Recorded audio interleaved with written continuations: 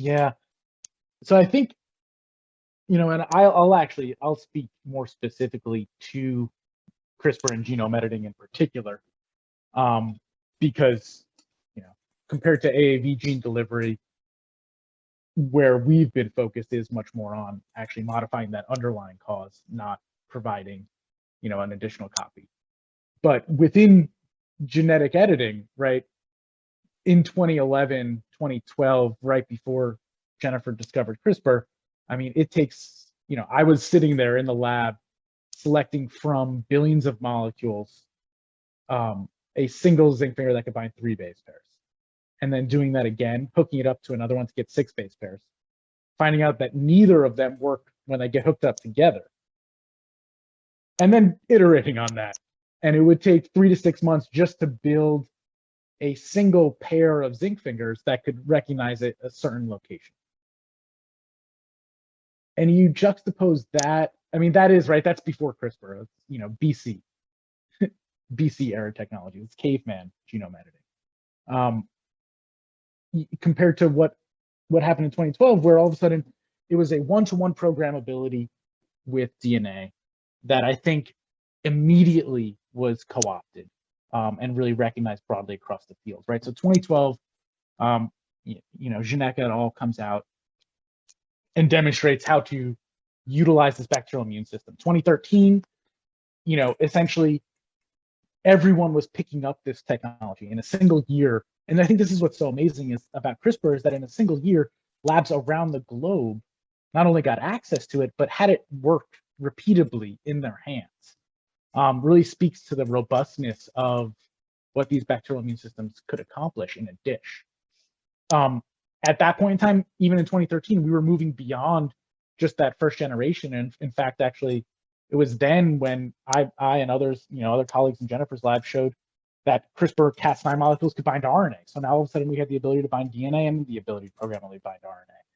In 2014, 2015, the whole field had essentially shown that CRISPR Cas9 molecules, and therefore this technology was applicable in every model organism that had been tried in. And then people were starting to move into non-model organisms. So all of a sudden, we go from, in like less than 5 years, not being able to predictably, or I guess easily, modify the genome in any organism, or excuse me, in any model organism, right? You'd have folks who want to knock out something in Drosophila or in C. elegans, and it would, they'd order a pair of zinc fingers from Sigma and it would not work.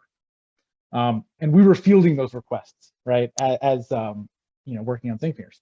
To 5 years later, being able to edit every organism, including non-model organisms, which means that all of a sudden, as Dave was alluding to, you have the ability now to start to interrogate the genome in ways that were not possible. And people started to do so at scale, where you could build a library and test the underlying, or basically, test how modifying every underlying genetic modification of a specific locus or of an entire genome modulated some sort of phenotype. So that really, I think, by 2015, 2016, that really started to, that had percolated pretty broadly in the field of genetic medicine. And it became, and we started to, not only have the ability to modify the genome, but have the ability to utilize these tools really broadly. Once again, labs around the world we're now doing high throughput screening using CRISPR systems, interrogating the genome at every site.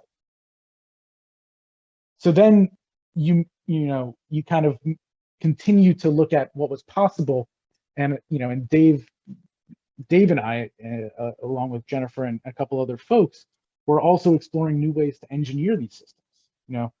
One way, you can use them to engineer the genome, but then we can really start to think about how we were starting to build in new technologies into them. And I think, Dave, correct me if I'm wrong, but 2014, 2015, I think, was when we built the first ever allosteric CRISPR molecule, which gave us the ability to, right? It was 2014, I think. Yeah, that's right. Yeah, the paper came out a little later, but I mean, we were we basically laid out like these are the things, if CRISPR is going to work, you want to do. You want to be able to control its activity. You want to be able to deliver it better, and so on. And Ben and I kind of just mapped out, what the molecular changes would need to be and how you might refactor, say, Cas9 to do that. Turned out to be a successful PhD for Ben. Yeah, no, that's right. Right. So 2014, we did that, right? We demonstrated basically every location that you could insert a molecule, a foreign protein domain into Cas9. And we personally used that at that point in time to make allosteric versions, these Cas9 molecules that could be turned on or off based on a small molecule drug. But I mean, what's so amazing about that technology is that today, right, I think Beam just announced, the base editing company just announced that they are submitting their first IND, or their first IND was accepted. And that molecule, the molecule that they're using, they essentially inlaid a base editor in the sites that we, Dave and Jennifer and I basically predicted in 2014.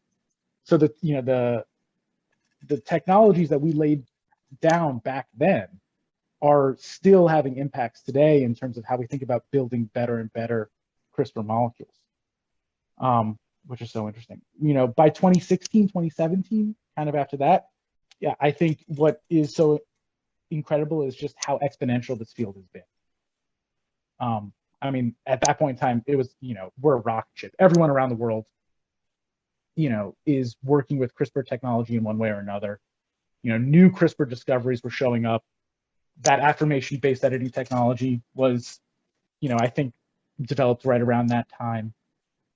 And we're seeing basically broader traction in the CRISPR field in therapeutics and biotechnology, right?